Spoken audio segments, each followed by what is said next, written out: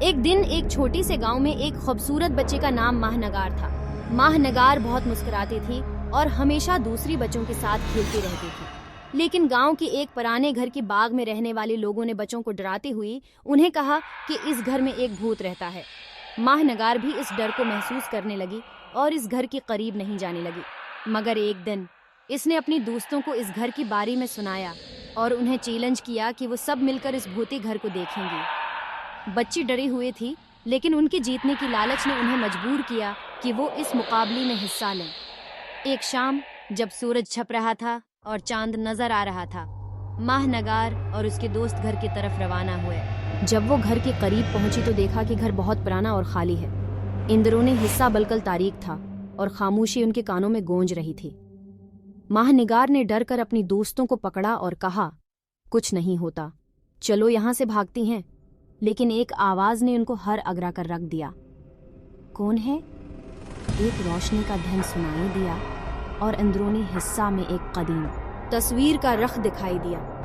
ماہ نگار کے دل کی دھڑکن تیز ہو گئی۔ اس نے دوستوں کو پکڑ کر کہا، ہمیں یہاں سے بہتر ہی نکلنا چاہیے، لیکن جیت کی بھوک انہیں روک رہی تھی۔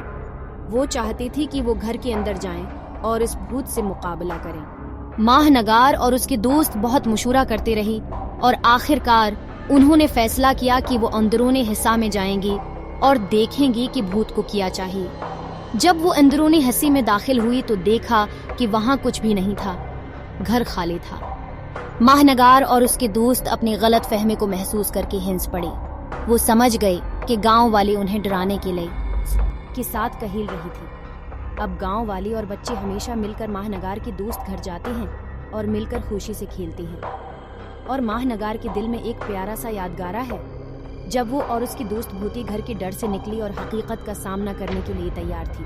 اس کہانی کا موڈ ہے کہ ہمیشہ دوسروں کی باتوں پر بھروسہ نہیں کرنا چاہیے، بلکہ اپنی ذاتی تجربات اور مشورہ لینے کے بعد فیصلہ کرنا چاہیے۔ ماہ نگار نے دوسروں کی باتوں پر بھروسہ کیا اور بچے بھوتے گھر کے اندرونی حصے میں داخل ہو گئے، لیکن جیسے ہی انہوں نے اس حصے کو دیکھا، ان کے ڈر کی سبب نہیں ٹھیک سمجھ کا احساس ہوا۔